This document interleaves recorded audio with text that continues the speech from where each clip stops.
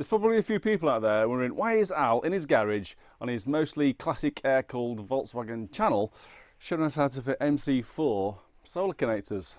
Firstly, because I thought it'd help the guys with the T5s and 6s and the crafters, the big ones, fitting these big panels, which I've seen quite a lot of recently. So they fit them to the roofs, they fit them to the roof racks, or even have them stood at the side of the vans. And as far as I know, all these big panels, they'll come with MC4 connectors. It might also help the domestic guys, so the crazy nutters like me building DIY second-hand solar arrays on the garage roof, like so. And lastly, for those of us with little T2s and T25s, little panels on the roof like this one, or you may have a solar panel in the back of the van, you chuck it outside at the weekend when you're camping to keep things charged, and you want to be able to connect and disconnect that easily. Now I'm sure there's lots of options for that, but you could use an MC4 connector. They're easy to connect, you can relatively easily disconnect them, they're chunky, they're waterproof, and I really like them. So this is how to connect these to your wires if they're not already on there, or to make an extension cable, and how to use the crimping tool. Let's do it.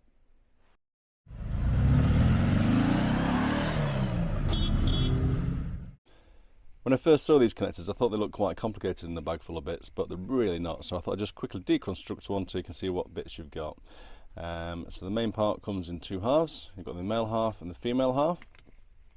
Now the male half always comes with the female, so the longer but the open-ended metal part. So it's always the male and the female together, and the female plastic part with the male metal part, so the shorter one. Now if we take these apart, inside here we've got the end cap, we've got a little squeezy thing, the donut, I'm not really sure what you call it, I'll be honest, and the main plastic part, and again in this side exactly the same. Easy peasy. Right, let's get some plugs crimped onto our wires. Now before we can do that, you're going to need some of these, which are a crimping tool. So for connecting the MC4 connectors to a wire, you need the crimping tool to do it. Now these used to be crazy money, really expensive, but say if you're looking online recently, they've come down a hell of a lot. I got this particular set with a load of plugs, a couple of spanners for the plugs as well, which I'll show you in a little bit, all for about 13 quid delivered to the door, so not big money at all now. So I'll find a link to where I bought mine from on eBay, and I'll also search for all the bits and pieces we've talked about today, anything you may find useful, and I'll add it to the description below. Right, wire. Now this wire is Solar 4, so it's a 4mm outside diameter, I believe, cable. It's what you'd use in domestic setups, and if you can see in the end there, it is double insulated. If you're using this in a domestic setup, you need to have double insulated wire, because when you're linking essentially 6 or more panels together, you're talking thousands of volts potentially, and standard 240 cabling just won't cut it. If it's in an automotive or campervan setup or something like that, you'll probably get away with something a lot less. However, I just use this. It works really nicely with these plugs. It's kind of designed to be with the plugs. So in terms of ease of job, just this cable works the best, it really does. And also the fact that it's nice and chunky cable, it's got plenty of insulation on there. When you're trapping it indoors or poking it through metal panels and stuff, you're less likely to damage the insulation on it, and again makes a nice job. So in my opinion, whatever you're using it for, I spend a few quid more and just get the actual proper cable. I did try stripping this cable with these ones and it broke them, so don't do that. So we're going to be using the big boys, or you can use a pair of scissors or whatever's best. We're going to be stripping it off about, oh I don't know, about 7-8 mil. Give it a quick twist. Okay, first thing to remember is put your cap on the end, because I forget all the time. And then I'm going to put my little donutty thing on. And grab your crimpers.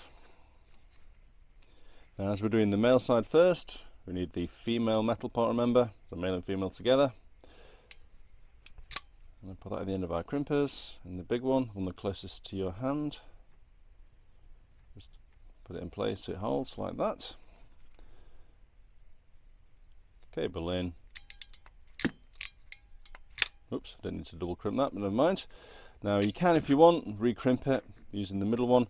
Now you shouldn't need to do this, to be honest with you. If you're using the correct cable, big crimp's fine, but you could also just pop it in the middle one. Give it a quick recrimp if you want to just nip it up a little bit more. Like I say, it's not necessary. And again, a car setting, if you're using wire that's not as fat as this, so the inner core on this one's about 2.5 mil, I think. If you're using something with a smaller core, then you probably would want to crimp it twice, a little bit smaller, just to make sure it's firm on there. Now what we have to do is get our end part, and it should nicely click in place like that. I love that. This feels quality. Get your donut, put your end cap on, and then go and grab your spanners. These are the spanners that came in the kit. One of them holds it, stops it from spinning. The other one goes on your cap, and just nip it up.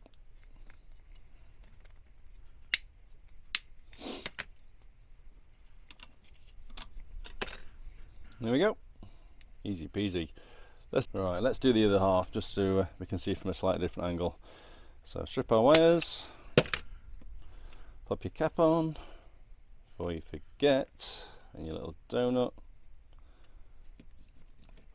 As we're doing the female plastic part, we're going to use the male metal part, remember, slightly small one that goes on the inside.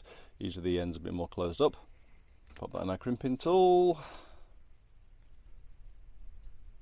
Get in there. There we go.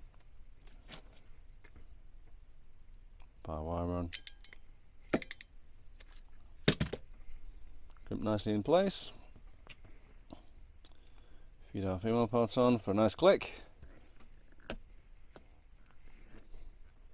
Feed the donut down.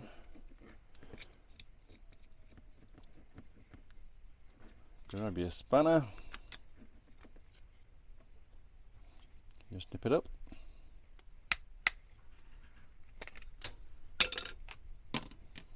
Job's a good one. Now before I sign off, I wanted to show you these connectors, which you may notice are slightly different to the one I did the video on just a second ago. Now these particular ones, I'm assuming the slightly cheaper ones, I don't know. They have like a silicone rubber donutty part. It fits in that way and your cap goes on. So the crimping's kind of done by the donut. And these ones go together really nicely. They click together and they're just really easy to use. How good they are in terms of how long they last on the roof, I have no idea. I don't know if there's a quality difference there, or if there's a problem with that design or this design, I just don't know. But in terms of constructing the plug itself, these ones are really nice to use. Now these ones came from a solar installer, somebody who does it all day, every day. So you'd assume the better quality ones, they feel better quality, they feel heavier, they feel nicer. And when you construct it, the crimping aspect, the squashing aspect kind of works here on the plug itself, and it crushes down on like a foam donut, like a foam plastic donut. I'm not sure what it's actually made of.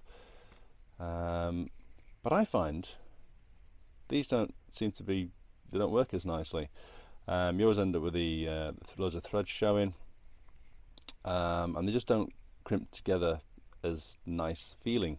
So I'll just quickly construct it to show you. So we've got our wire, put that there. Donut goes kind of the other way around on these ones.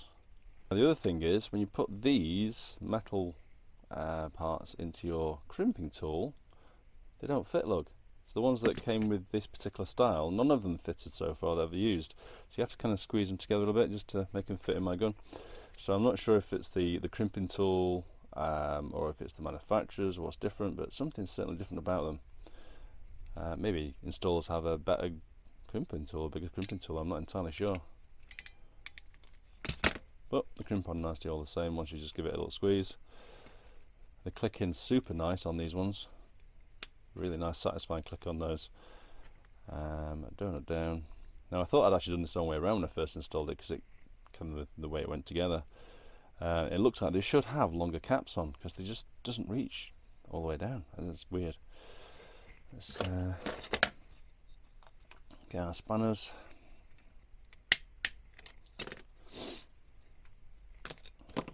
So that's tightened down as far as I dare take it, and the cap looks like it's jumped on the threads. It doesn't look quite straight. You got threads showing, and yeah, I just don't know. Not sure on these ones at all. So my general advice is, when you're doing this DIY at home, assuming I'm doing this correctly and I've not made any mistakes, because I've just done exactly the same as all the rest, go for this style if you can. Go for the ones with the little donuts in there that looks a bit like that.